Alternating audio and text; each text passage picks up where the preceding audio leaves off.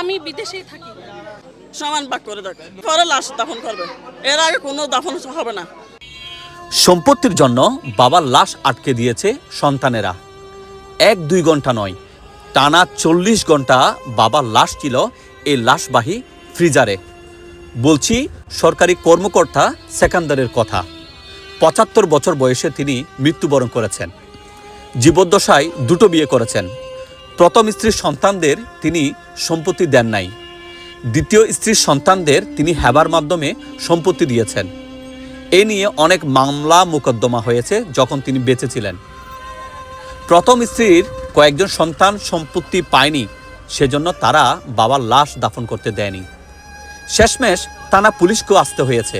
টানা 40 ঘন্টা বাবার লাশ এখানে অ্যাম্বুলেন্সে থাকার পর একটা সিদ্ধান্তে আসা হয়। সেটা হচ্ছে দ্বিতীয় স্ত্রীর সন্তানেরা প্রথম স্ত্রীর সন্তানদের 4 শতক জায়গা লিখে দিবে। লিখিত চুক্তির পর সে লাশ দাফন করা হয়েছে। 20 ডিসেম্বর ভোর 5:30টার দিকে সেকান্দার মৃত্যুবরণ করেন। 21 ডিসেম্বর মাগরিবের নামাজের পরে তার নামাজে জানাজা অনুষ্ঠিত হয়। এরপরেই পারিবারিক কবরস্থানে তাকে দাফন করা হয়েছে। আলোচিত এই ঘটনাটা ঘটেছে চট্টগ্রামের হাটহাজারী উপজেলার পৌরসভার একটি গ্রামে। যদিও সেকান্দার পৌরসভার বাসিন্দা নন, তিনি পার্শ্ববর্তী একটি ইউনিয়নের বাসিন্দা।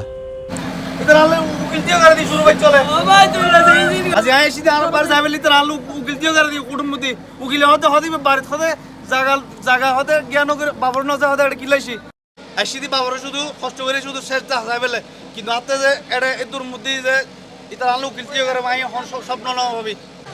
আমার বাবা বলছিল অনেকবার, হয় তুমি এমতিয়াজের মা আমার ছেলেকে জায়গা দিয়ে দিও, রাত্রে বলছি সকাল উঠে গেছে। এগুলো 4 বছর আগের ঘটনা।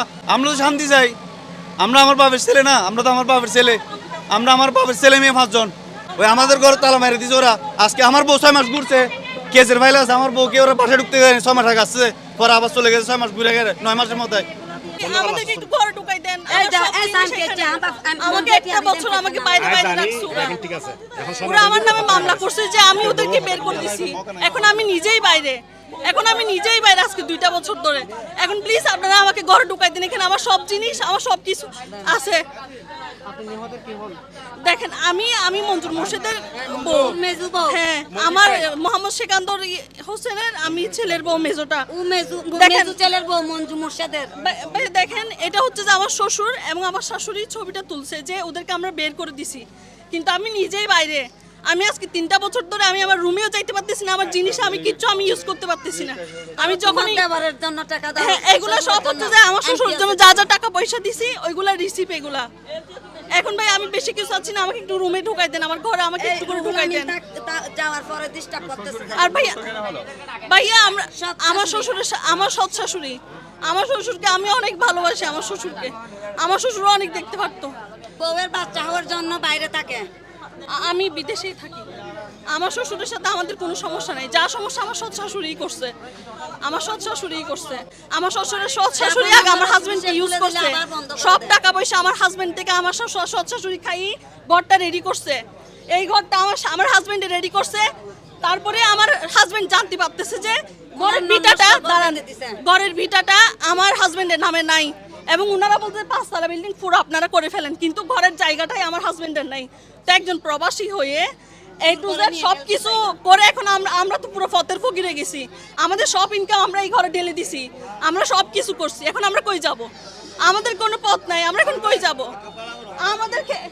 আমাদেরকে আপনি একটু এখন ঘরে ঢুকাই দিবেন। আমি এই ঘর ছাড়া কোথাও যাব না ভাইয়া। আমার বাপের অধিকার আমার হাজবেন্ডে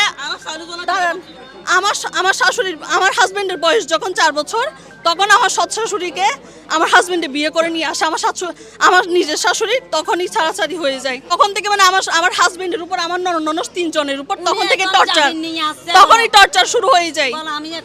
এখন আমি দুবাই থেকে আসছি এমার্জেন্সি। এখন আমি আমার কোর্টে গেছি, কোর্টে গিয়ে এখান থেকে জামিন নিছি। আমি এখন এখান থেকে আসতেছি। হ্যাঁ, আমাকে 10টা উকিল লাগাই দিছে উচ্ছেদ মামলা, যে আমরা ওনাদেরকে এই ঘর থেকে বের করে দিছি, কিন্তু আদৌ আমরা কিন্তু এই ঘরে নাই।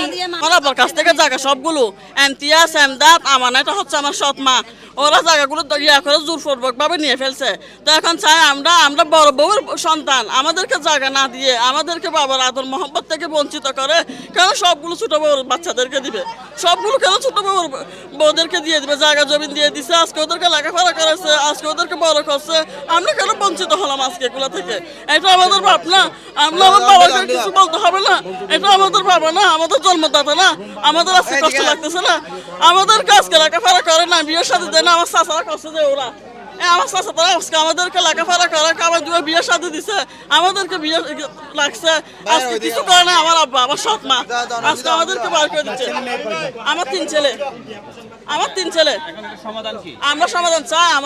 আমরা যখন আমার আব্বার বড় বউয়ের বাচ্চা, এখন আমরা সমাধান চাচ্ছি যে আমরা যখন বড় বউয়ের 5 জন সন্তান, আমাদের অধিকার আমাদের দেখ, ছোট বউ 3 জন সন্তান, ওরা বাপের অধিকার ওরা পাক, আমাদের বাপের অধিকার আমরা পাই, সমান ভাগ করে দেখ। হ্যাঁ, এরপরে লাশ দাফন করবে, এর আগে কোনো দাফন হবে না। এই সমাধানটা দিবে ইমতিয়াজ এমদাদ আমার সৎ মা।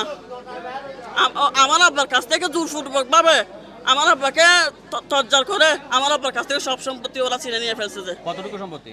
আমার আব্বার অনেক সম্পত্তি এখানে 8 ঘন্টা, তারপর বাইরে আছে,